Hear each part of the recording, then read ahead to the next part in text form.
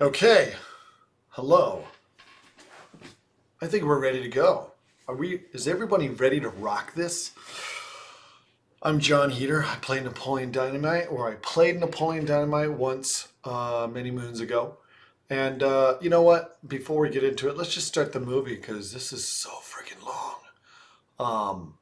Hour and a half we have about. So let's start the movie and then we can get into it.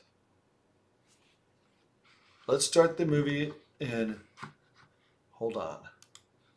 Let's go. And three, two, we're going to go three, two, one. And then, like, presumably what would be zero is when you hit play. I do this a lot when I sync with my friends during the last couple months during COVID. I think I know what I'm talking about. So three, two, one, play. There we go. There we go. Indeed. As we wait for the Fox Searchlight Pictures emblem to show up, and we get to go through the million different openings that they had to throw on that didn't have any music, because when we made the movie, it was Sundance first. It was an independent film, so it came out in Sundance, and it opens, I mean, literally the first frame of the film just opens up when it shows Napoleon just standing there waiting for the bus. But after Fox Searchlight purchased it, they of course are like, well, we have to have our logo, and Paramount's involved, so they have to have their logo. Oh, but MTV Films hopped on as well, so they got to have their logo. So they literally have, like, what is that, like 2 minutes almost worth. It was like 1 minute worth of just quiet logos, no music. Anyways, that was kind of a weird little bit of trivia there. And then we have this awesome opening that actually wasn't part of the film originally, but because Fox Searchlight, you know, they kind of was like, hey, we kind of want a little opening. So, you know, that kind of shows everybody, shows the credits, opening credits. Give us a little something. So Aaron Rule, our good buddy Aaron Rule, who plays Kip, he's actually the one who came up with the concept of the food plates and everything. So yeah, he put that little ditty together and got me involved in doing the hands. And then, believe it or not, we actually had to go back and, well, when I say we, I was not involved. They went back and reshot all of it with a hand model because some lady at Fox Searchlight did not like my fingers. She's no longer with us, you guys. I saw to that very quickly. Actually, I'm sure she's doing fine. I hope she's doing fine. I hope everybody's doing fine. So anyways, how is everyone? I hope everyone's doing great. I'm very excited to be a part of this cool little series that they're doing here for Esquire, and to be part of this awesome film as we watch it and as we kind of relive these moments. I've never done anything like this, watching it live. So we've got, hopefully I can feel, I've got a squeaky chair, you guys. So get used to it. I'm just going to do a lot of that. Yeah, there's going to be a lot of, I'm going to try to give you as many tidbits as I can. I'm going to answer questions. We got a lot of questions that come in. So some of these questions may be relevant to the moment in the film, and some of them may not be timed up very well, but who cares? I'll try to do my best. But we're going to jump right into it and go for the first question. This is from JP. Did she really make the sleeves herself? I assume he's talking about Tina Majorino, Deb, making those sleeves for the... So it says right here, Jared and Jerusha Hess wrote and directed, wrote the film together. Jerusha is Jared's wife, and she was also our costume designer, costume lady, costume. I mean, you could say costume designer. Yeah, you would say costume designer. Typically, you know, that's someone who designs the costumes. That's just someone. Most of this job was just running around local thrift stores and pulling things off the rack for $1 a piece, so, or less. But Jerusha was very specific about that dress that Deb wears to the party. So she she made those sleeves. So Jerusha did, not actual Deb. Rarely do you see a film where it is exactly the way you see it. It's called movie magic. If you see some guy jumping a canyon, it's normally not him jumping that canyon. It's either a stunt guy or some special effect, right? But I'm going to let you in on a little secret. Almost everything you see in this movie is as is. There's no stunt. We had one stunt double. Let's see if you guys, when the moment comes, we'll see if you guys can point it out. And, since I can't hear any of you, I'll point it out for you. But we have one stunt part, but pretty much everything you see is as is, all the drawings were done by yours truly. I'm very proud of the drawings. I was the one who got to pull that little action figure guy. Like I said, most of the stunts are basically, if you call them stunts, just me falling off fences and getting kicked in the nuts and stuff like that. The drawings, I was pretty proud. That drawing, actually, that's the only drawing I didn't do. I wish I could rewind, but it's live, so I'm not going to rewind. But that picture of the unicorn, I did not draw. That was me drawing the little fart coming out of the unicorn. But no, I'm sorry to say that unicorn was drawn, I believe, by Brian Peters. No, not Brian Peters. Brian Leffler. He worked on the art team for the film. He was one of the buddies that we knew at college. So a lot, most of the crew, we all knew each other from school at BYU. And so I may mention some names and do some shout outs to various people, but we all kind of had a history. Like Brian Leffler, he was the son of the head of the film department at BYU. And the head of the film department at BYU, his dad was the guy who plays the principal. Principal Svedin, I believe his name is, that you kind of meet like a couple times in the movie. That's Trevor Snar. So he is one of the few, obviously hired actors we got. But I don't think this was his first acting gig. There was me and Aaron Rule, who had never really done anything before. But then you had people like Tina Majorino, who plays Deb, and Diedrich Bader, and Efren Ramirez, Haley Duff. They had all done some stuff before. So they were actors. And they were, especially Tina and John Grice, had John Grice done tons of stuff before. So there's some seasoned actors as well. Diedrich Bader, obviously. But then this other tier is, just locals, either out of Utah or straight out of Idaho, that were either, small-time actors or had done very little. And then there's I wouldn't call them the bottom tier, but the other tier is all the people who were they weren't even actors. They were just the people that influenced the story. Kip, the character of Kip is actually based mostly on Aaron Rule, guy who plays Kip, his younger brother. So he would always tell Aaron and Jared Hess, who directed the film, they were really good buddies. And Aaron would always tell Jared, he's like, dude, you got to hear the story about my brother. Dude, he ordered a time machine online. That was a real story. His brother, really did kind of do weird stuff. So Jared kind of wrote that in the script. He's like, dude, you got to play this character based on your brother. So that was Aaron Rule's kind of doing. But then, you have people. Oh, there he is. There's Tom Leffler, who is kind of the dean of the film department. I believe he just retired. And we have the secretary who was standing there. I think she was just the secretary for that school.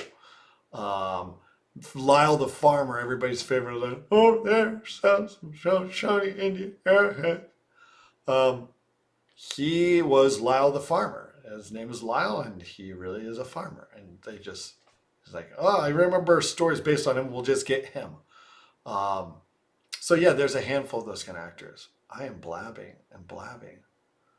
How much was improvised? Hannah asks.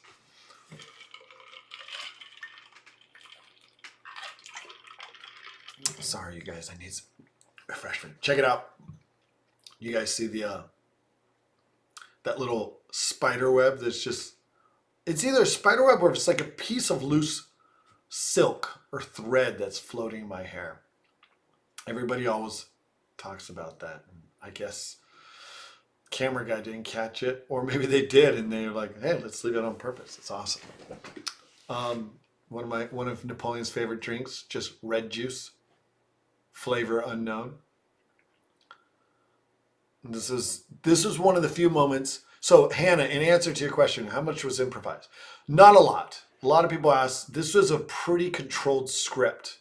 And when I say controlled, it's not like it was under lock and key. It was so good. None of the actors, when reading the script, you know, this is not the kind of film you want to improvise in. You want to, like, every word is so important to kind of creating this character and creating the timing and the vibe, and there's a rhythm to the direction that Jared would took, and there's a rhythm to the pacing of this film. So everybody wanted to kind of keep with that. And again, the lines were too good. You didn't need to improvise. Unfortunately, sometimes improvisation in films comes from, you know, the lines not really sticking to the actors. Like, it's not really what I would say, or it's not that funny, let's spice it up. And a lot of times some writers, some directors want that. But this film, we were like, no, this is perfect. But this was one of those few moments where when Kip is just kind of sitting there typing online and he just kind of coming up with random stuff. That wasn't scripted, I don't believe. This is one of my favorite unsung scenes when he smacks him. I'll get it. Poor Aaron. Aaron is kind of like, he's a lot like Kip and not at all like Kip. I mean, he's a very cool dude. He dresses really well. He's hip. He's really smart, very talented. But he is the same size as Kip, obviously. He is a little guy. And every time we did, especially that scene where I'm just smacking him, he's just like, no. I was like, every time I'm like, I'm so sorry, Aaron. I'm so sorry. He's like, no, it's cool. I can tell it hurt, but you know, the show must go on.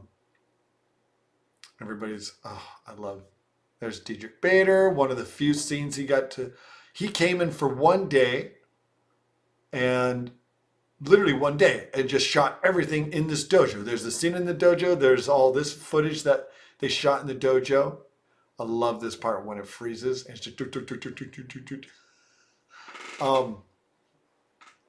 and wait, where is it? It's coming up.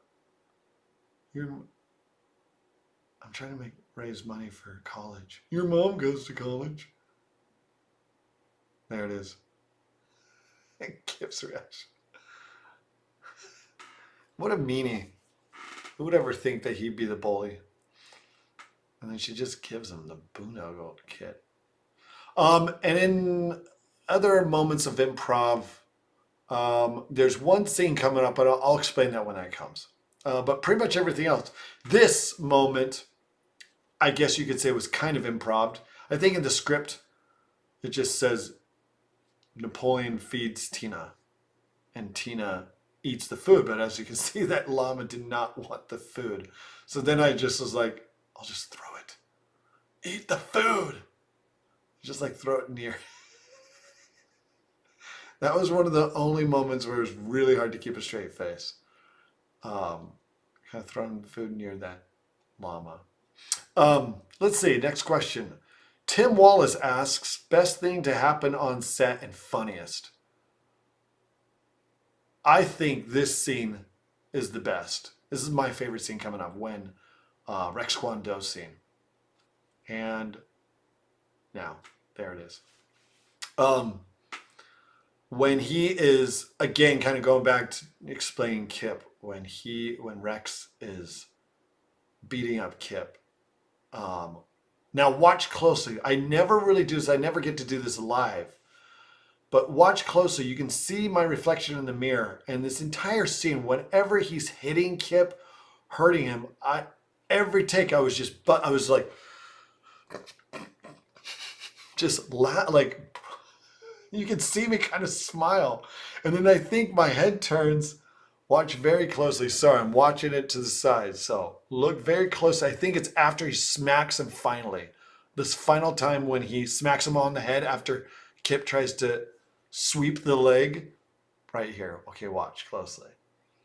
He goes, kicks it, and when he finally smacks him, watch. Oh, there, you just saw me break character again. Ah, dang it. Okay. I guess it happened right before if you were looking closely. Dang it. Yeah, we never had a clean take. As you can see, that was one of the only times. It was very hard to stay in character when you're not really doing anything, when your character is not really engaged in the scene. I mean, yes, when you're acting, you are always trying to like be in the moment. But the moment is Napoleon watching this poor guy get beat up. And it was very hard, very difficult. That and the llama, that was about it. I mean, they were all funny scenes, but you know, you're able to kind of keep a straight face and stay in the moment, and boom. And you laugh afterwards, but that one was hard. So that was probably the best thing. I thought that was the funniest. Alex Mullaney. The film was shot in 22 days. How intense was that? Oh, it was intense. I wish I had some tots, you guys. Seriously, right now. I should have like completely themed this little activity of ours. I hope you're all sitting down watching this with a little big old bucket of tots. Extra crispy, seasoned well. This is based on a true story. And by true story, not much of a story, just happened. I think Jared, or they knew about some kids in their hometown, Preston, and this happened. But there's Lyle the Farmer, and he was that little moment where he's kind of annoyed with the gun. It's because he was like, you wouldn't use this kind of gun to shoot a cow. So he couldn't quite get it. I don't think he had a lot of experience with that kind of gun, but it was like the only gun we could find on set. It wasn't on set, but from someone.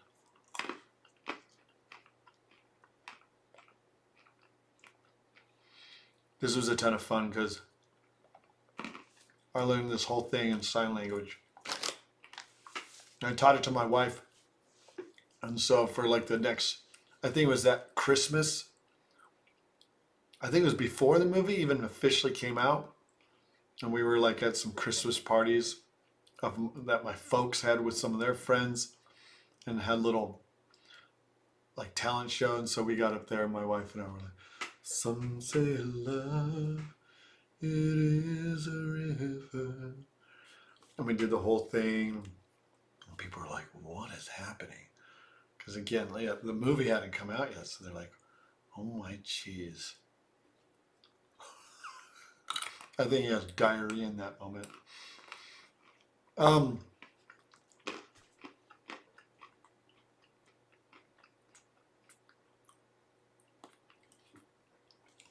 If you didn't catch the subtleties in the script here, in the story, I love it.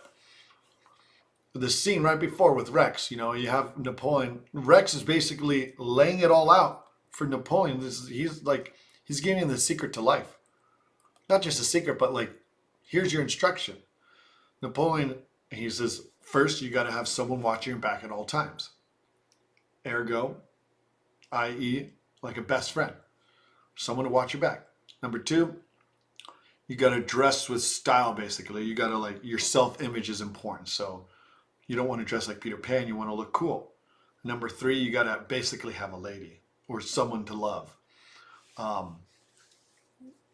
So what does Napoleon do? First thing, he asks Pedro, hey, so you got my back and everything? Number two, he's got to dress cool. So I think the next day after this, he shows up with the hammer pants with the top pocket. There it is. I think he already showed up. I missed that. Sorry, you guys. Yeah, he's already got the top pocket. So like the next day, immediate, I gotta get some hammer pants. I gotta get these sweet threads. I gotta make sure Pedro's got my back. And now, I think there's a scene where he goes to talk to Deb. He's like, she's kind of hot. You want me to go talk to her? Like, he is like, I've got the tots. Man. I do love me some tots, you guys.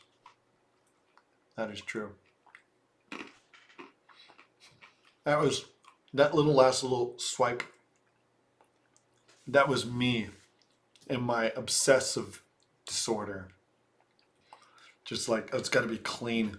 I don't know if Napoleon would have done that, but that was straight up like, oh, there's all these things and I got to wipe it. There's crumbs, I got to wipe it. I always remember seeing that. I was like, that was straight up just me.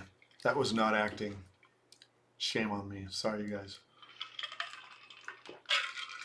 Oh, as you can see, these are some blankets that I didn't even know they made. A couple of years ago, I was at a convention and they pulled out all these boxes, just boxes and boxes of let's see, you got this one, the flippin' sweet, the endurance, like patterned after his, it's like oh, gross. Oh, horse butthole, gross. They made these blankets. Fox Searchlight made these blankets and I guess sold them. I mean, I thought I saw everything that they made. They made so many stinking things, but this one kind of slipped by me. And so this was only a couple of years ago. I was like, whoa, hook me up, you guys. So they gave me a ton of blankets. Here's another one. I should put this one up. This is rad. I don't know. There we go. It's like a, yeah, let me see. There we go. It's all the dance moves. Pretty sweet. Oh, there we go. You see that? That's the only stunt double we had was for Grandma when she breaks her coccyx at the sand dunes. The wonderful John Grice. A wig that I think that was his idea. I don't think it was in the script or anything. It was just, I don't even know if it was ever even revealed that it was a wig. I think he just showed up, the real John Grice, because he's, you know, he's bald as heck. And he just showed up and he's like, oh, I think this would be funny. And he puts on this wig and Jared was like, radical. Let's do it. Nobody ever mentioned it again. I feel like I was in the middle of something. Some thought. Give me some shots. One of those lines, you know, that people always want me to say. And I'm like, I never said that. That was Randy. Give me some of your tots. Randy says that. So stop asking me to say that line. Gross, go get your own. Grandma so would not have that kind of handwriting. That's a flub on the filmmaker's part. So you guys, again, I apologize for that. It's got the little smiley face. Yeah, right. Grandma would be just like chicken scratch. Oh, crap. Here comes trouble. Next question. Actually, I never really answered the last one. The film was shot in 22 days. How intense? I guess it was intense. It was my first film. I didn't realize, you know, most independent films, you are on a little bit more of a time budget. You guys shoot quick, but, you know, look at this film. So no special effects, no fancy camera setups, no fancy anything. It was a very simple, and, you know, we knew that. That's kind of what you do with independent, when you're working on an independent budget, kind of work within your means. You're like, all right, we're going to make this a very simple film to make, and we can only do like 2 or 3 takes each scene. Very minimal rehearsal. Oh gosh, that's sick. That steak is disgusting. A lot of people think he's vegetarian. He's like a pescatarian now, but at the time he wasn't. But he was just like, I just hated that meat. So he's like, I'm not going to eat this meat. So he'd always like just chewing. Then when the camera stopped rolling, he'd spit it out. So he just kept putting bites of it in his mouth and it just get bigger and bigger. But you would never know because he's an incredible actor. So yeah, but it didn't feel like it never got stressful or rushed. I mean, the actors, luckily, if it's a good production, you don't really feel the stress as much. I'm sure the producers were stressed, and I knew they were stressed, but everybody had the time of their lives. They were working hard. It wasn't like stressful where you could feel it and people were. It didn't affect the set. Everybody was just on cloud nine. We were like, dude, we're making it.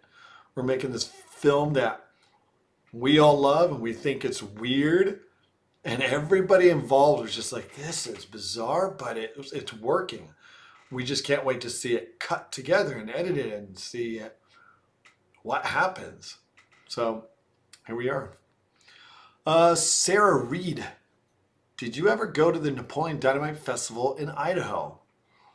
I think she's referring to the festival in actual Preston, Idaho. Well, this city. I think they did like a festival, a Napoleon Dynamite Festival. No, I never did. I really wish I had. I think it would have been a ton of fun. Let me adjust this light. See if that looks a little brighter.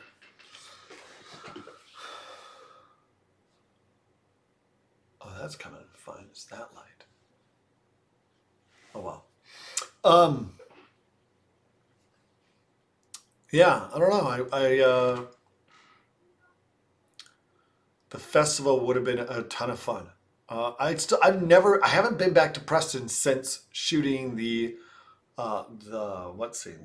wedding scene. So we shot the wedding scene actually a year later. It was like an extra thing that Fox Searchlight wanted us to add, just a little bonus to show fans when it was still in theaters. So there was like a small window of time where the movie would air and it didn't have the wedding scene. And then that summer, Fox Searchlight was like, dude, we got to give something back to the hardcore fans. So we flew to Preston, Idaho real fast. In like a day, we just shot this wedding scene. They cut it together real fast and slapped it at the end of the film. And then fans would go back and they'd be like, stick around after the credits. There's a little bonus scene. That was a lot of fun. This is my favorite music of the film. Solamente una vez. And the other words I don't know. All right, so this is a fun story. John Grice loves to tell this. I love to hear it. But this scene probably took the most takes because they could not hit me with the stake because it was like a far target. It's moving really hard. So the first couple of times he throws it and it just missed. So finally he just told Jared, he's like, and Jared was thinking maybe we should push the camera in a little bit closer so it's easier and it's closer. And John Grice tells him, he's like, no. That's going to kill the joke. Let's keep it this way. But I can hit him, but you got to give me a bigger piece of meat and you got to really let me throw that. Like, he's kind of the real deal. Like, I don't think he never played college football. He played baseball. He was serious into baseball. He's like, I can hit him. Just give me a chance, coach. So that's what happened. Got a big piece of meat and that was the take. And they didn't use any sound effects. That was the sound of that meat smacking me in the face. So, that really hurt. And that was very hard to keep a straight face because I was like, if I screw this up, then this is going to be impossible to redo this scene. So just stay in the moment. I just remember stressing. But it wasn't too hard because, that was supposed to be the look. And it was like, oh, what are you doing? Tim Watson, how many times do you think you've been asked to do the dance since 2004? I'll talk about the dance once we get to the dance. But countless times. Let me just put it that way. Jemima Roworth, what was the hardest scene to film? It might have been that one that we just watched, the I don't know. I guess, I mean, none of them were really that hard. They weren't like technically or emotionally kind of hard. I mean, getting that just right for me to film, running in the middle of the like grasslands in 90-degree weather with that wool suit on, in the scene where he has to run from Uncle Rico's van back to the school to get a ride, and we're just running and running and running, and I mean that was hard just physically because it was so hot. As an example, that's Randy, that kid who, hey, Napoleon, give me some of your tots. He was an example of one of the few where he was the kid that they based that character on. Jared was like, that kid really used to like shove his brothers into the locker and would like say stuff like, hey, Jim, give me some of your chips, okay? Give me your tots. He's like, come on. And so instead of getting an actor, he just said, hey, Bracken. Bracken is his name. He said, Bracken, you want to be in this movie? Just do what you do. Here's some soda and chips. And I think that's how they paid him. He's like, rad, okay, I'll do it. Very proud of this drawing. The Liger drawing was very important. I think there's a very key moment in the script where we really step into this world. And I told Jared, I was like, you got it. This is like, when I read the script, I remember telling Jared, I was like, dude, you've got to let me do the drawings. I know exactly what that kind of drawing, what that style is you're looking for. I remember kids in middle school, sit next to me in math class and just looking. I was like, oh man, he thinks he's doing some sweet drawings because he just learned how to do this special shading technique. And this is a scene that was improv. Right now, what they're saying, that was improv. I think that wasn't in the script. And Jared said, while you're waiting for Napoleon to come into the door, just talk about where you guys are going to sell this Tupperware next. And so this whole bit about Grandma gets pissed at me and all this. I hope I'm not talking too much, you guys. But I don't care. Bueno, who's this? Napoleon? Who? What a random scene. I think there was more to like Pedro's sister. I mean, who is she? What's her story? She's sitting there drinking what looks like a 40 or something. And then that's it. It's the only time. Like there's finally someone just questions, your name is Napoleon Dynamite? Yes, just give me Pedro already.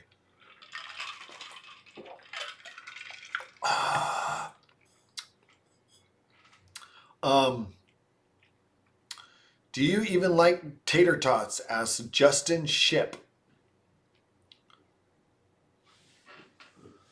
Heck yes, I do. Yeah, I love tater tots. Almost everything is the way. Napoleon was a very personal film to me because when I first read the short film, there was a short script we did back in 2001 called Peluca, for the Uber fans who know about Peluca, the short film. And that's when, Jared and I were both just students in the same class. We were in a directing class and said, give this a read. I think this might be good for you. And I wasn't really an actor. I mean, I was a film student, which means you're studying all the different aspects. And I studied acting a little bit. I took, a couple classes.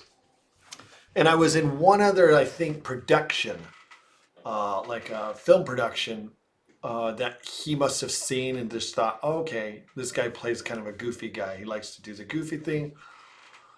So I read it and I was like, oh my gosh, Jared, I was like, I know, like, yes, I know this world. I know this character. This is like me and my brothers growing up, like talking about drawing ninjas and warriors and thinking everything is like awesome, but you're also annoyed constantly, just like, I don't know, it's hard to put into words. It's just, yeah, I get it.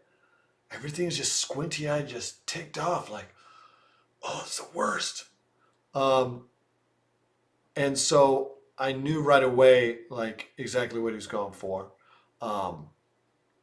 and everything about it was like, there's that scene you just I should have mentioned it there, but when he's like, when Deb is selling the boondoggle keychains, or the whatever, the kit and caboodle, I don't even know what you call it. Uh, and Napoleon says, "I already made like infinity of those at scout camp." I was, I think when I can't remember if I told Jared that really happened to me, or if it's just everything he was writing was like, yeah, this is my life. I really did make boondoggle keychains at scout camp when I was younger. I was big into scouts, always have been, and we made those little keychains where you know do the weaving, and I learned. So when it came time to make those in the film, um, you know, we had to make a ton because they're passing them out, and the art director was the prop guy, art guy. He got the team on it. They didn't make it ahead of time. They were just like, "Hey, we're going to start doing this." I was like, "I got it."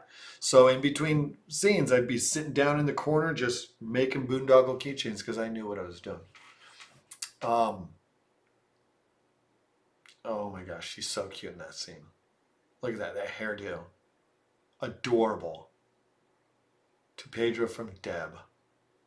Oh, Pedro's so smooth with the ladies. Yes. He gets hearts too. And yet, I love how, like, I wish I could rewind, but I think when Summer says no, it has like little hearts on the X. It's like no with hearts. It's a very mixed message. Would have been funny if Paige was like, I'm confused because it says no, but it's got love written all over it. I don't know. Um, we gotta hurry up with these questions. Let's see, how far are we into this film? Oh, we're not halfway. How much do I have? Okay, we're actually. Alexandra McWilliams, how does it feel when a low budget film blows up? Overwhelming? Well, it's only happened to me once, really. Um, it feels great. Feels wonderful, Alexandra.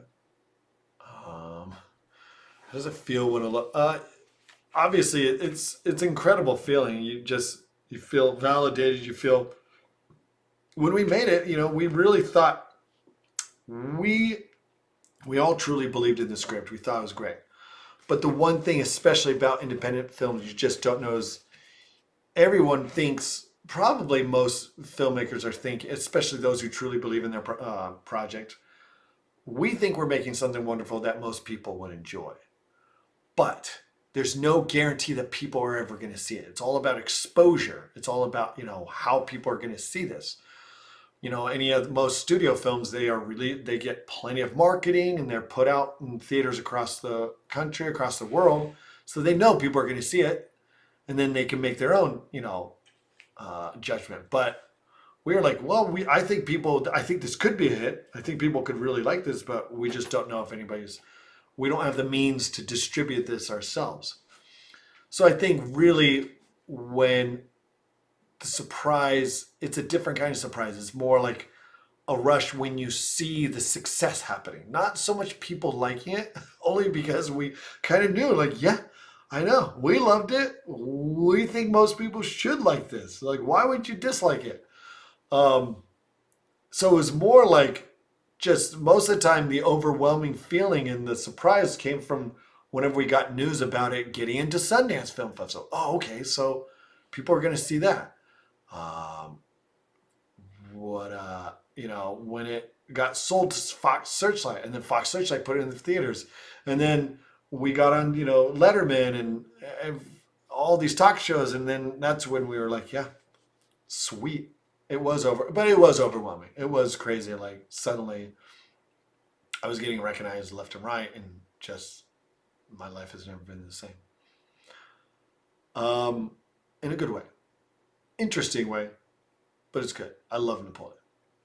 Rob McLullen, which quip was your favorite? Were any impromptu? So we kind of answered that already, but my quip, I have so many favorite lines. I love it when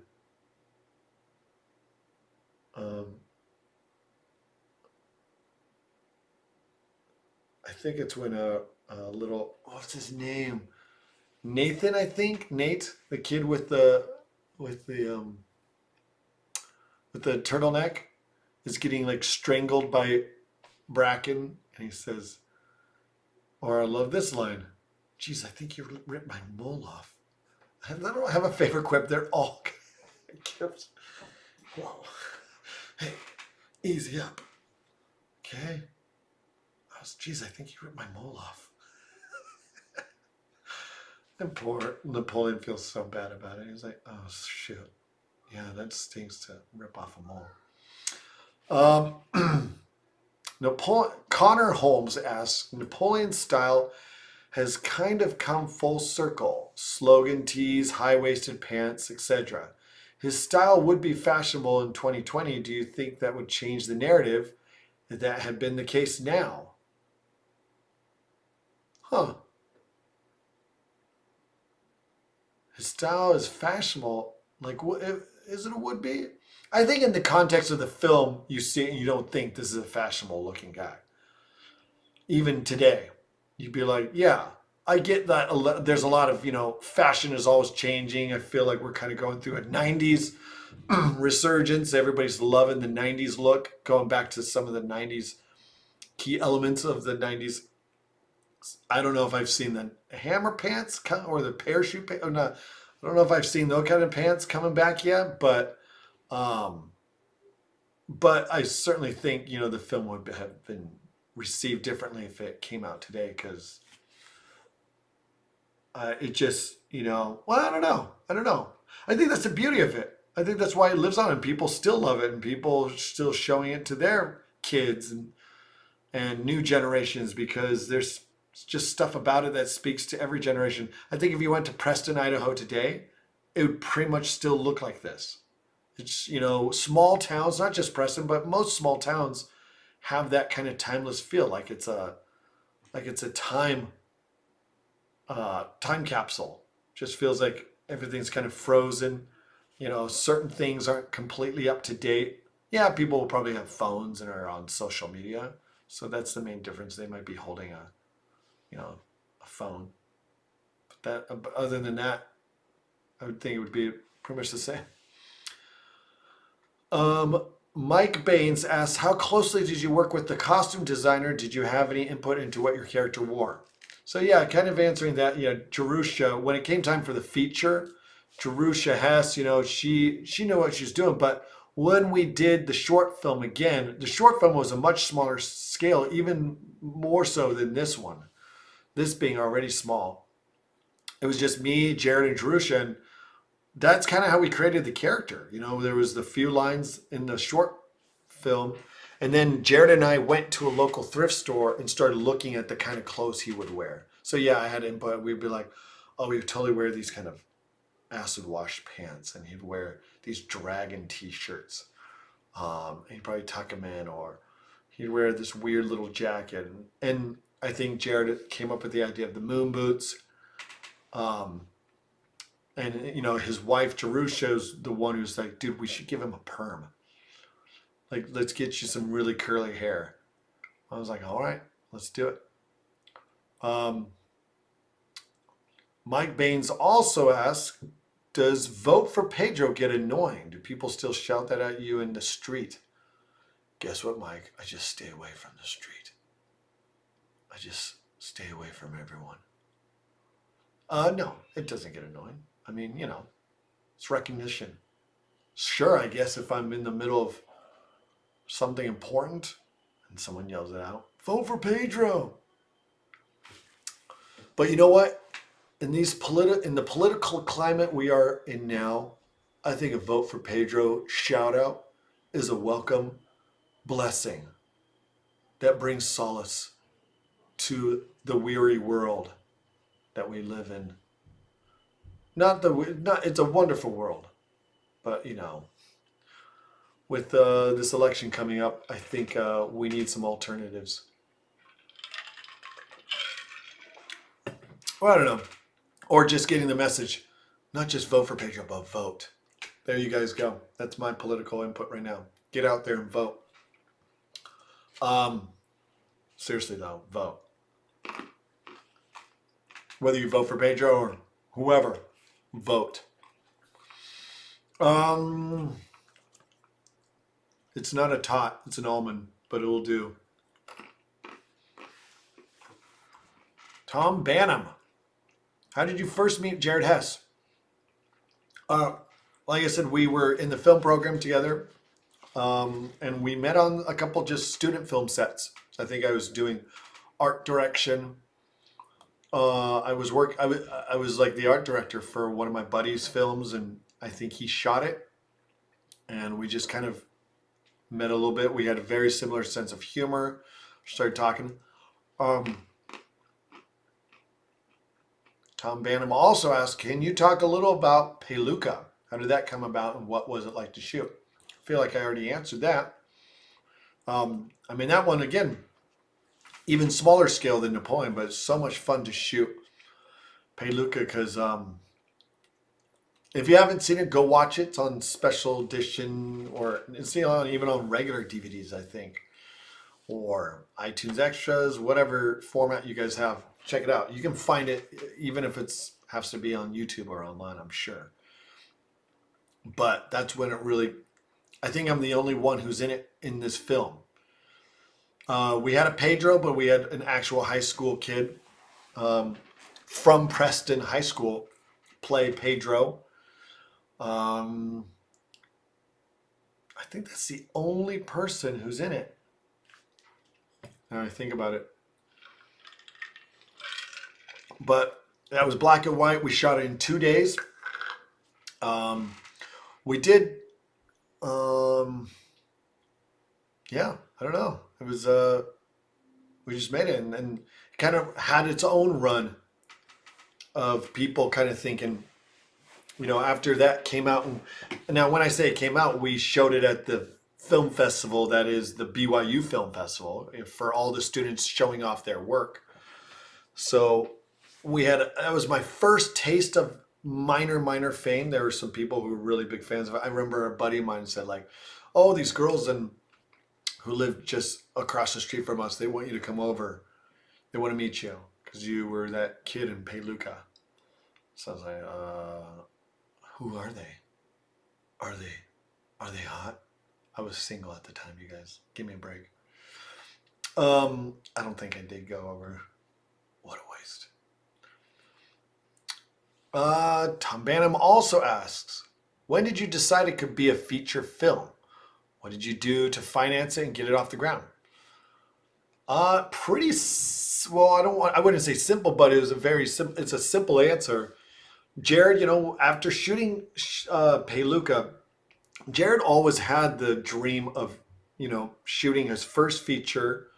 Around that time, Jeremy Kuhn, who's a friend of ours in the BYU in the film program, his brother had a load of cash and always said, hey, I'll finance your first film. If you make a movie, I'll finance it. You know, a couple $100,000, I can help you out. And Jeremy and Jared were talking, and that's when Jared's like, yes, I want to make a movie. He always knew he wanted to make a movie that was basically about growing up in Preston, Idaho. And he actually, not a lot of people know this, but he wanted me for that film as well. It was going to be called Napoleon Dynamite. He always wanted to call it Napoleon Dynamite. But he wasn't actually this character. We did the short film, but in the short film, his name is Seth. And he said, dude, I want to make a movie next summer, 2003. I want you to be in it, but, you know, I think we're going to do just a different type of character. I think we're going to give you braces, shave your head. And then after he did Peluca and did the short film, he was like, you know what? This character really works. Let's stick with this guy. Call him Napoleon. And that's kind of how that happened. And Jeremy Kuhn's his brother, you know, put down all the money. And yeah, it did really well. And his brother was very happy. Maybe he was the single investor in that film. So yeah, that's kind of how that happened. Dreams do come true. Dom McKenzie, were any particular scenes particularly notable to film?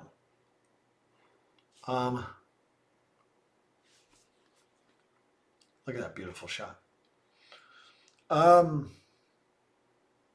They all were. They were all just very special and very notable and very every single scene.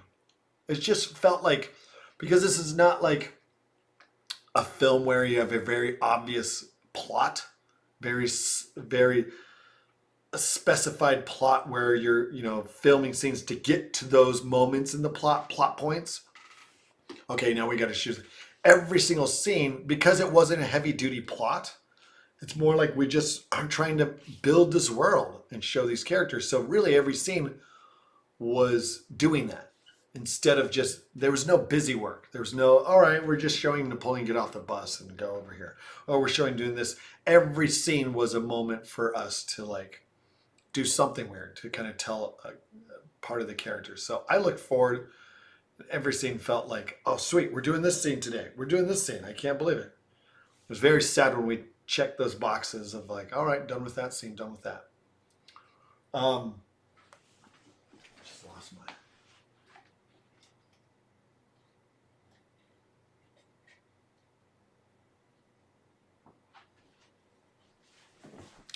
Yeah, maybe that's better. I love doing the dance scene. That was great because you had all those fun teens just hanging out, awkwardly dancing. This is Big League Chew, not chewing tobacco, as many people ask me. Napoleon would never. But it is a random, he just bites right into that Big League Chew, chews it for a few seconds, and then I think it's up here where he swallows it.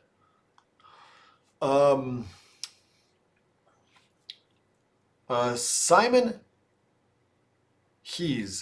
Hess. Rico actually hit you with the football, didn't he? Did you get any other injuries like the black eyes you got then doing these scenes? I don't think he ever hit me with a football.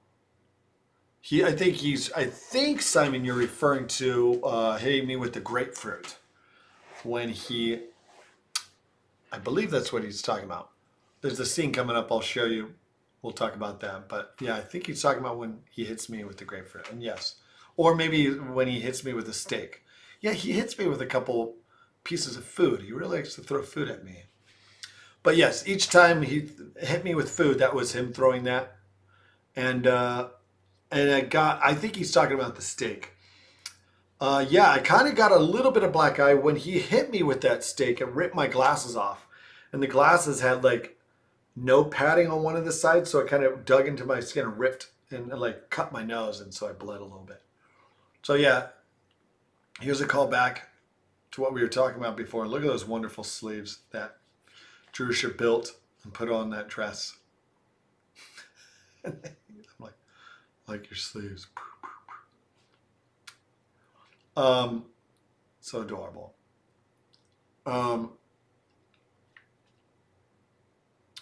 Let's see.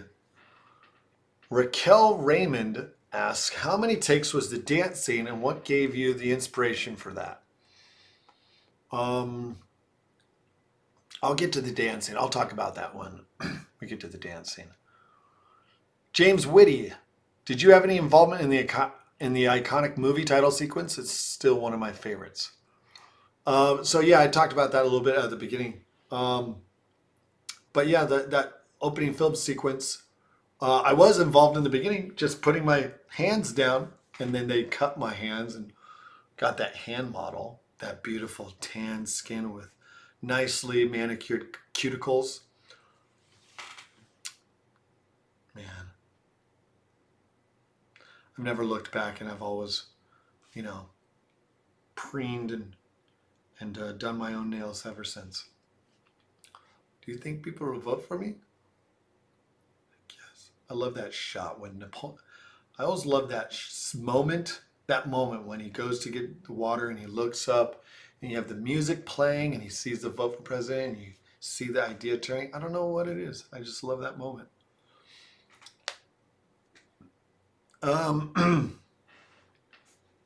What was it like having everyone wearing those Vote for Pedro shirts? Did you see anyone wearing one in unexpected places? That was, I think it was, man, it was just perfect timing. We were lucky that it was such an easy shirt to make. So everyone and their dog, like Fox Searchlight obviously pumped out a ton of those shirts, but people who didn't have access to those just went to your local shirt store. Probably because that's all we did. Our costume designer, like, well, what would be the cheapest version of a shirt you could have make? Because that would be what Napoleon Pedro could afford. So let's make some cheap shirts. Vote for Pedro. And so the simplicity of it has become so iconic. Yeah, everybody started wearing those, and it's rare, but very, very rare. Every now and then, if I'm just out and about, and just what's the luck? I've seen it. I swear I can probably count maybe twice, maybe three times, just in the middle of wherever, another state, in downtown, in a restaurant or something, and you see someone wearing a Vote for Pedro shirt, and I'm just like, do I say something, honey? Do I say something to them? Don't. But then I can't help it. I'll be like, nice shirt. They're like, thanks. um,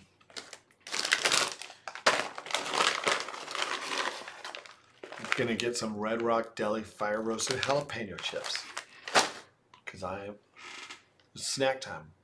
This is the closest thing to tots. This is one of my favorite lines. Shh, say so the whole world can hear. That's one of my favorite lines. Nobody ever quotes it, but I love it. You're just gonna have to mix and match. I love that line too. Like, Rico knows exactly what to do. We don't have money. Use the primary colors to make up all your other colors. Just gonna have to mix and match. Great scene. Even Summer Wheatley, look at her. She's like supposed to be the hot stuff in the school, and she's got this just pathetic job at the local grocery mart. Again, so important to show, like, everybody's on a certain level in this school. Like, even the most popular girl is still at a certain level. Even the lowest person is still at a certain level. I love it. No, I could not taste real onions in that milk. It was just bleed. It was just food coloring. It tastes like beautiful milk. Delicious milk.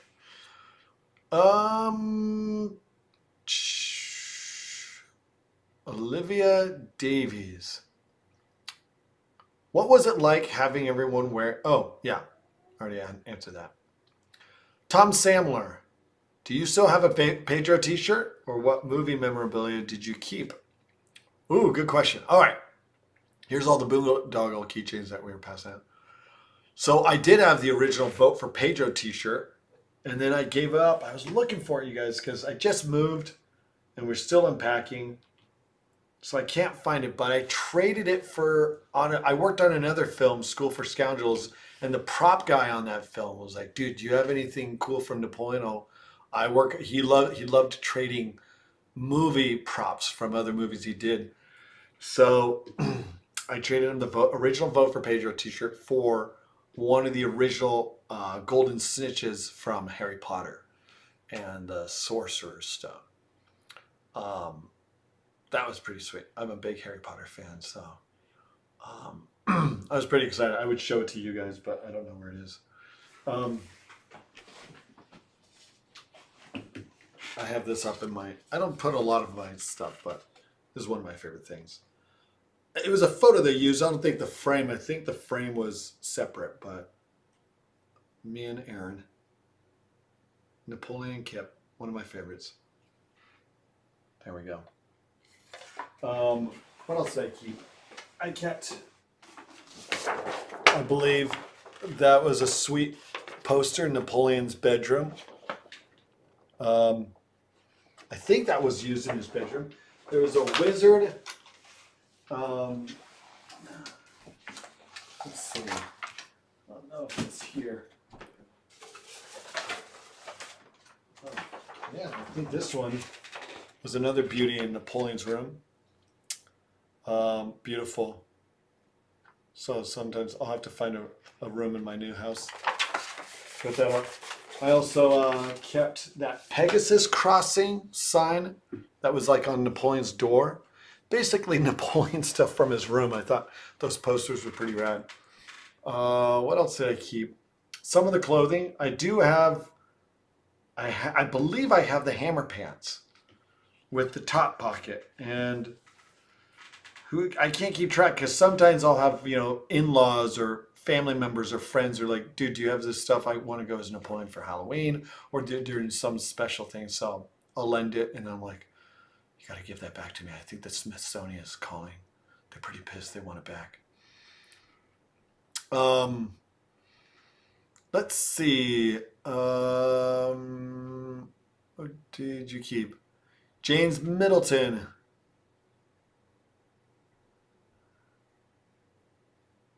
Wait, Joe Sims Hilditch asks, is it true that the iconic dance was a mishap because you had extra film stock? I never heard that. I think what they are referring to, there was, so, like, well, again, I'll talk more about the dance when it comes. I'll talk more about the dance when it comes.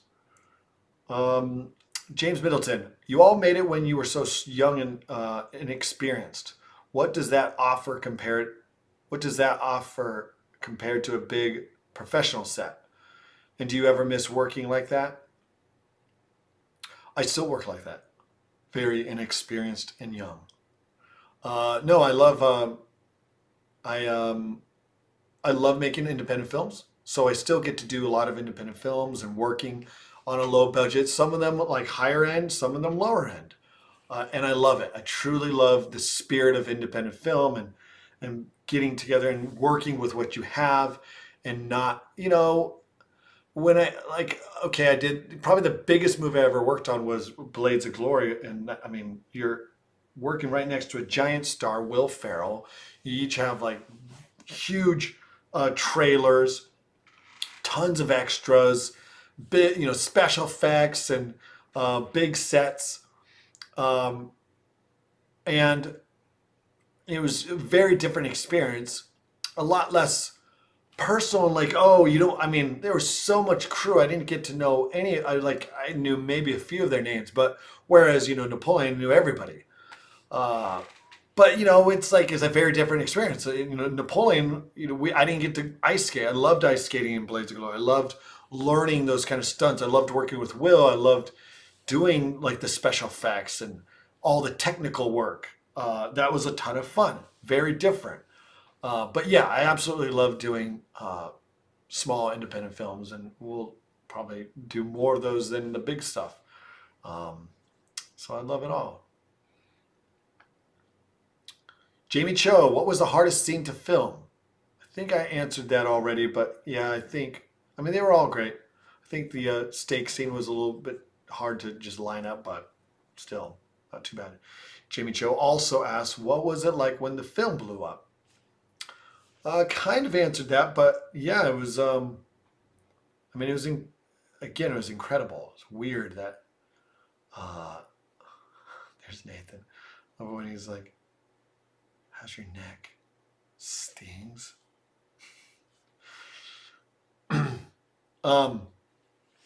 It was incredible when it blew up. It was kind of slow how it kept coming out in more theaters and more. We saw more. Did you hear? And it was before social media, so it was mostly through emails. But like every now and then throughout that first year, because really it was like the second half of 2004 and into 2005 where we in the cast were doing stuff to promote it. We were doing little mini reunions and stuff to just kind of promote it. So we'd see each other and we were like, did you guys hear about that thing? Or so-and-so wearing like some big actor wearing it on some talk show, wearing the Vote for Pedro shirt. Or did you hear that these people did that? And people sending me emails, whether it was family and friends or randos just sending me like, here's my kid doing, the Napoleon Dynamite dance for their high school talent show, or running for class president. And they're, doing this. So it was all just kind of starting to coming in and coming and coming. I was like, well, There's no time to really like, is it gonna become, big? It's just immediately was just, it's like, all right, people really responding. They love it. And it was amazing. How many takes of the sweet bike ramp did you have to do? Did it hurt? Oh, wow. I wish I'd done that at the very beginning.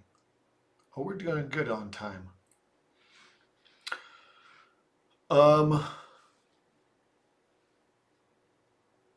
The bike ramp, we probably did it like I said, we did everything basically like 2 or 3 times.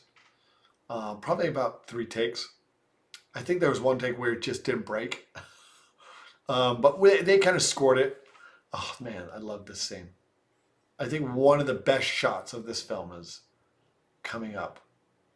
I mean, this is already ridiculous, but the cherry on top is about to come.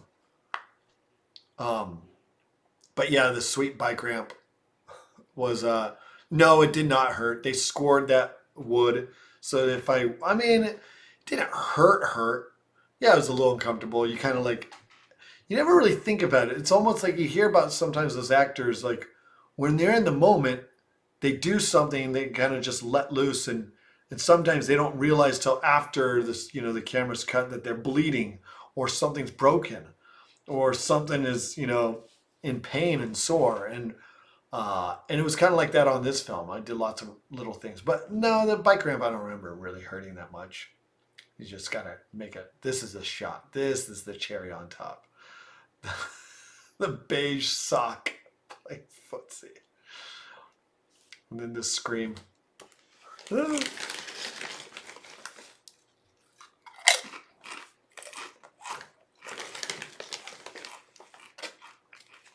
I think that was improv. You just could not get that door open.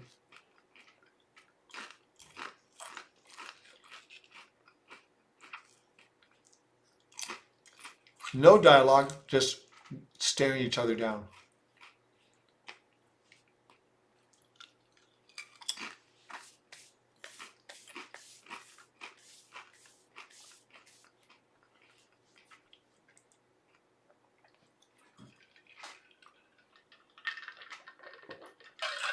I think I pierced his heart. That hurt. That fall actually hurt quite a bit. I watch it, doesn't look that bad. It hurt. Oh my gosh, I love how violent. That is Jared Hess's younger brother whacking the crap out of Summer Wheatley. I love doing this scene. Anytime we could do anything in the thrift store, like this was all improv. It's just Jared's just like, just look at some of the stuff and go through it and find something. And I was like, oh my gosh, this is me, because I loved, and I still love, Teenage Mutant Ninja Turtles. But that was a huge part of my growing up. And I saw that sigh. I was like, oh, I would give anything for that sigh. Like if only I could have afforded it. I wish I had kept that. Man. But I don't think that was a prop. I think that really was a thing in that story. Went to a real store. So it's not like I should have just bought it. I seriously had no money, you guys. I had no money when we shot this. I was a poor college student, so I was pretty stoked when they gave me like $1,000 for this.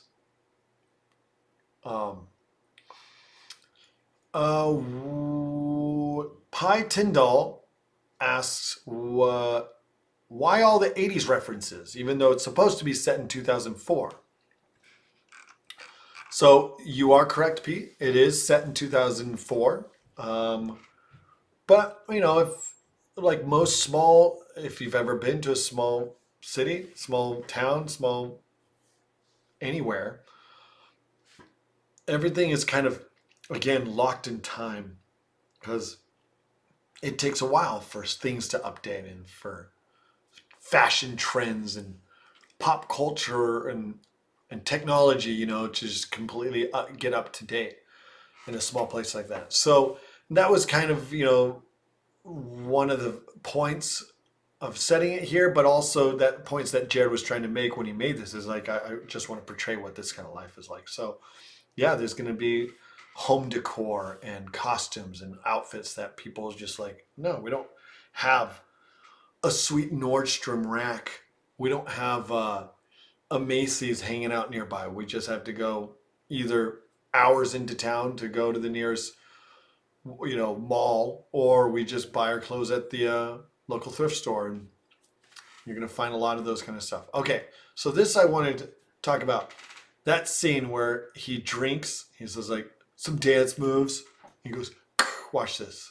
What are you doing here? Why are you waiting for Kip? Why are you so sweaty?" I was practicing.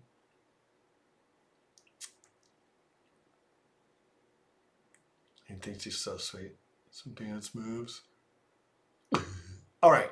So the story behind that was, and the reason why it's important is one of the first times Jared and I talked about the short film, the script. One of the first times, like when we first started getting to know each other, I read the script. I think we were getting ready to shoot it.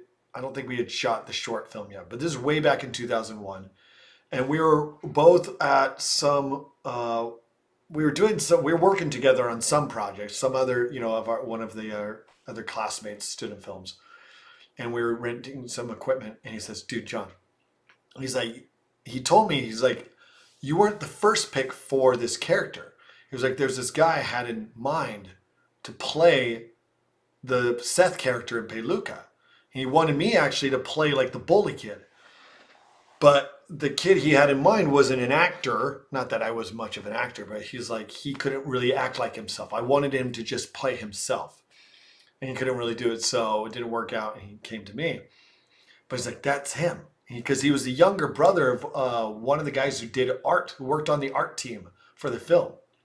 So he was another film student, but his younger brother would hang out sometimes. And I think his younger brother was like 18 or 16 or 17.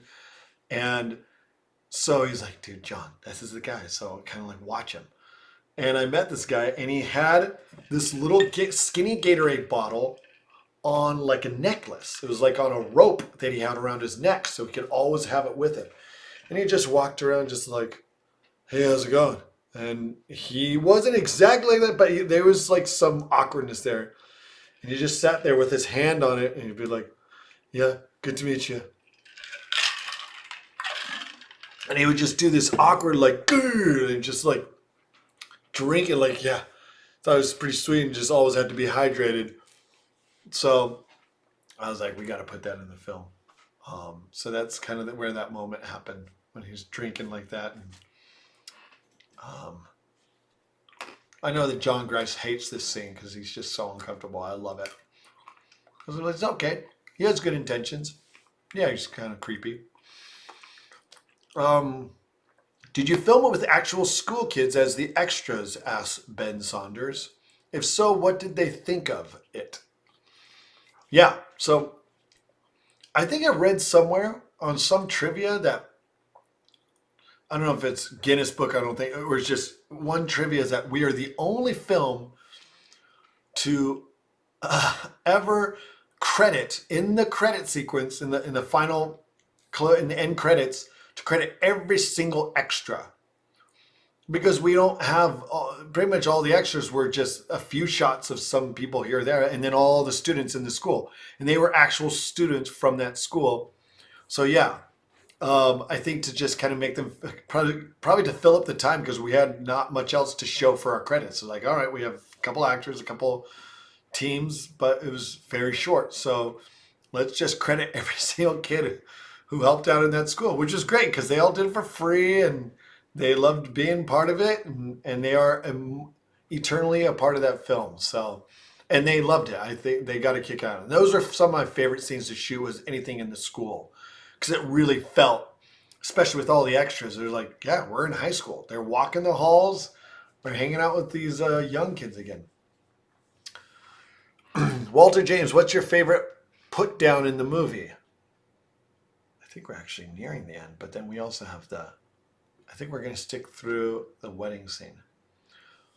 What was your favorite? Walter James asks, what's your favorite put down in the movie? Favorite put down? Why don't you quit ruining all our lives and eating all our steak? That's probably my favorite. Like, in order of importance to Napoleon, Ruining lives is bad, but what's even worse is eating all the steak that we have. I love that one. Amelia James asks, what's the number one movie quote in your opinion? And also, what's the most popular one people say to you? Well, in my opinion, again, it changes. It's always different. Although I'd have to say probably my favorite. Did we even get? We didn't even get to the time machine scene. Oh, we did. We passed it. I totally missed it, you guys. I'm sorry. I think my favorite line and favorite shot is at the time machine line when Napoleon says, "Hold on, I forgot to put in the crystals." And you see a little close up of his hand putting the crystals in the time machine. I love that. I love just those kind of details. Just as ridiculous. And I think the most popular one that people say, which I never would have guessed. I remember when we like, oh, if this movie ever becomes popular, people are going to just walk around saying like, "Gosh, freaking idiot," which they do. But I never in a million years would have guessed that the most popular quote, the number one quote that everybody quoted was, "Tina, you fat lard, come get some dinner." It was so specific to a scene that I was like, nobody's going to say that because it doesn't make sense for any, like if you haven't, you can't just yell that out to anyone. You got to wait till there's a Tina hanging around and she's got to be a fat lard and she's got to be sitting next to some food and not wanting to eat that food. I don't know. It was, so maybe it was because it's so specific. People love it. I don't know, but that's the number one, I'd have to say. What?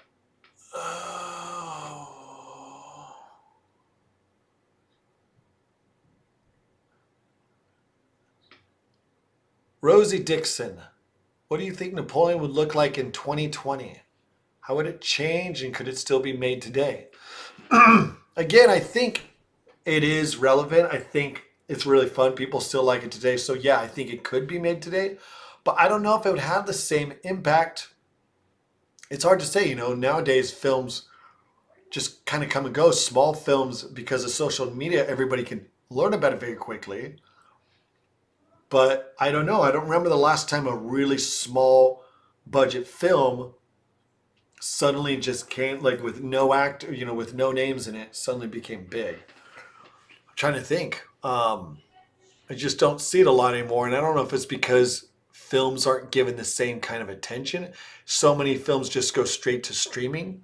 This movie might not have been put in theaters. It might have, if this came out today, they would have, pushed it and advertised it, but I feel like they might have just put it streaming on Netflix or just straight to video on iTunes or something, which would have been great. But I just don't think it would have gotten the same kind of exposure, and it might have been just all right, quick. I just don't know if it would have hit the mania that it did at the time. So I think that says a lot about just pop culture now and how it just kind of comes and goes really fast, and the turnaround rate is really quick, and it's kind of sad, I mean, there's so much content out there. It's hard.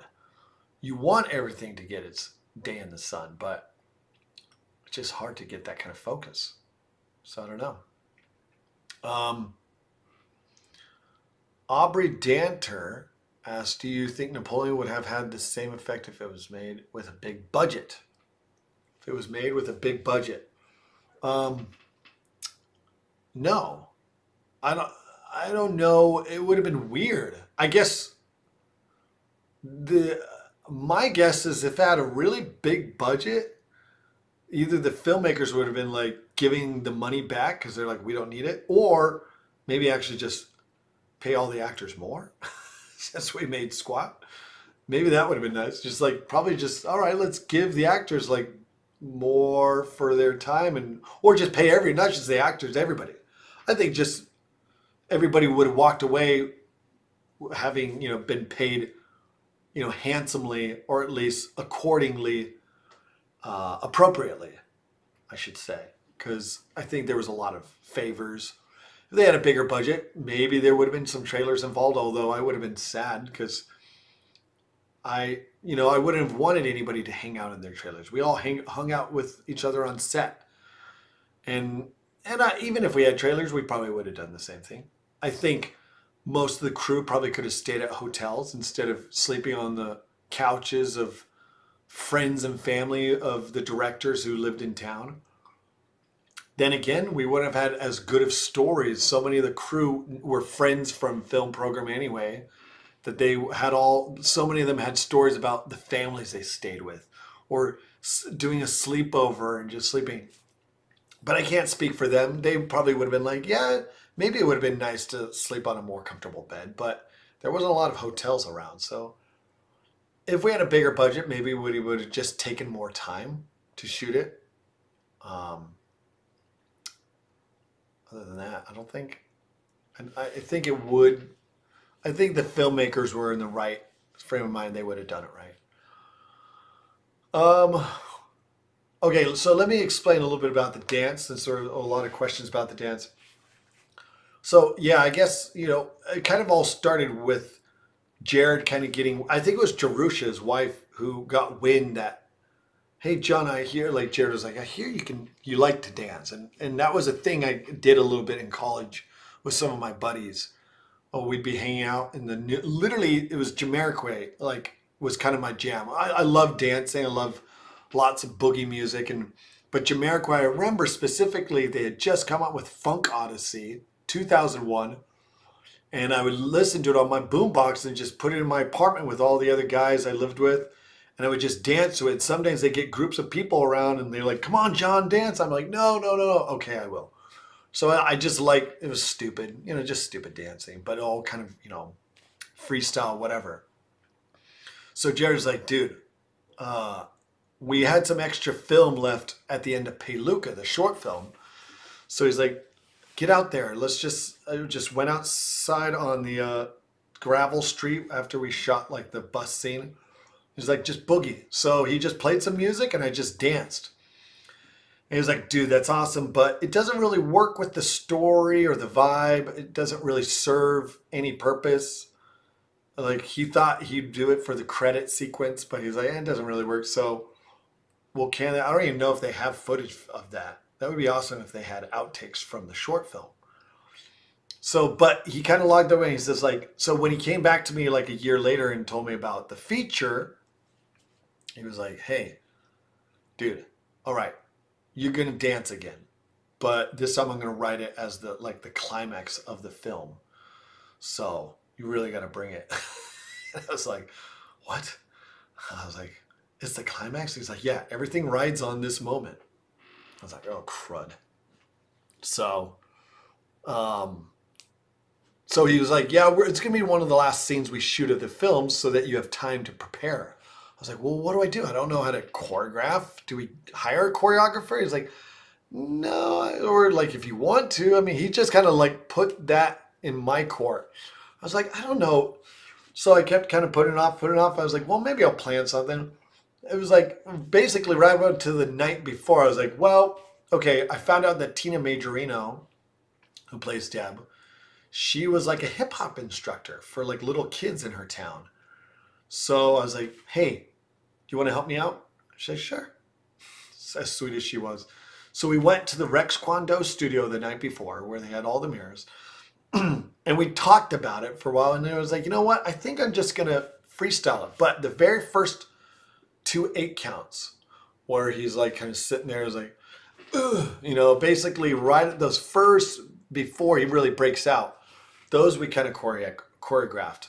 And that I kind of figured that would be a good opening because you're not quite sure what's happening. He's moving a little bit. And then right when the movie, because we kind of planned it to that song, but we didn't know what song. Jared was like, well, what are we going to do? Because we don't have the rights to this music yet. We don't know what rights. We may just put in some royalty-free dance music or something.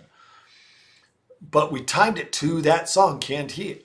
And when the time came, they luckily were able to get the rights to that song. And so it worked nicely with the editing. I danced. I did 3 different takes, and they put it together. And we got that song. It was kind of a dream come true. And that's how it happened. A lot of fun. but I was like puking my guts out after every take because it was like nerve wracking. I was like super nervous, but also really tired because I was just like just coming up with whatever. And I kicked everybody out of the set because I was just kind of nervous. I was like, I don't know, do I let everybody stay here? They don't need to. We're not rolling sound. It's just me dancing. So I know that some of the crew members were kind of ticked. They're like, what? I don't get kicked off set. I was like, sorry, you guys. I want to make sure this is good. So you're just going to have to deal with it. Here's a fun little fact in this scene. So that mystery girl on the bike right there, that's Kip's wife in real life, Erin Rule. Julia is her name, Julia, and Yuko. Julia Yuko, she goes by. And her and Erin Rule are happily married. Very wonderful girl. I knew her in film school. And she's an editor, and she helped edit this film, and she just helped her and Jerusha are good friends, and they work together on a lot of the costumes and stuff. I just love this whole sequence. Everybody's having their day. Paris Grappy asks, a lot of why Napoleon is so good is because it touches on intrinsic aspects of growing up. For example, Napoleon wishing to grow a mustache. How do you think the story would differ if it was to reflect growing up and masculinity in 2020? And masculinity.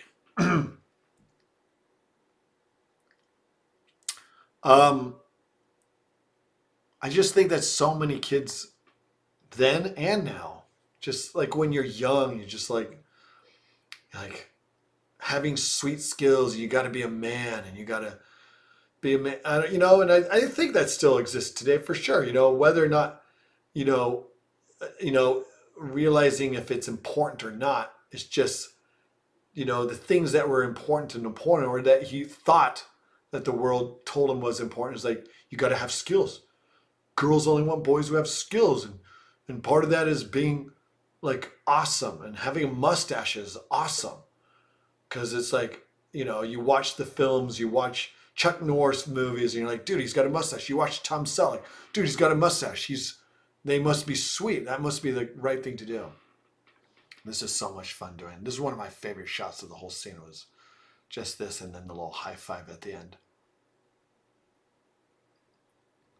Just still, Napoleon has to win, but he's trying to be a good sport. He's like, yeah, that was awesome. I'm going to try to answer some more of these questions as these credits roll, because we're going to make it to the wedding sequence. Gives me time to answer the rest of these questions. Let's see. Peter Bucknall, if Napoleon was remade in 2020, who would you cast as Napoleon and the rest of the cast, and why? What? Peter? I cast myself still. I could probably still pull it off. If I lost a few more pounds and we put on a little makeup, I could still look that good, right? Whatever. Everybody, who would be Napoleon? I don't know. If I cast him now, you'd have to get someone young. I don't know any of the young actors out there. Who's young and skinny and awkward and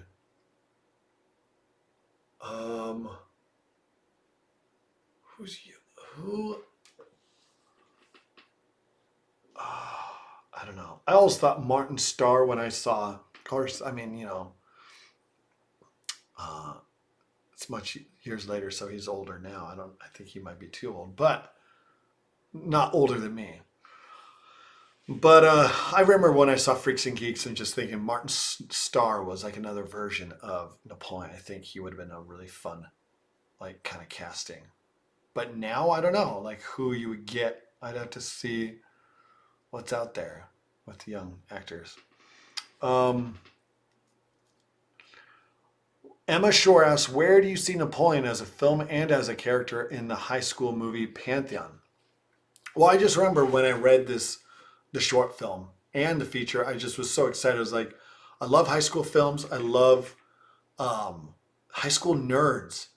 And I feel like it was like, up until that moment, we didn't have a lot of like The underdog nerd high school story was like we had Revenge of the Nerds, which really was not really high school. I think they were college guys, and then you had Lucas. Lucas, I always looked at that Corey Haim film with Charlie Sheen, Cary Green, and Winona Ryder, which I love. I love that movie, but it was like there's a movie about like an awkward high school kid who's kind of the geek and he's the underdog, but he kind of wins in the end. Rudy has a little elements of that. I don't know what else. There wasn't a lot, but so I was excited and thinking like this could be it. This could be the awkward high school nerd film, and this should kind of live in that moment. And I think it really captures youth, the awkwardness that almost anybody, cool or not cool, nerd or jock or queen bee or socialite, everyone kind of goes through those awkward moments where they're like, nobody gets me and this is my world, and I think the things that I think are cool and I don't care what anybody else thinks. And I think that's something everyone can relate to. If the time machine worked, Richard Poole asks, if the time machine worked and you could go back to filming the movie again, how would your experience be different now?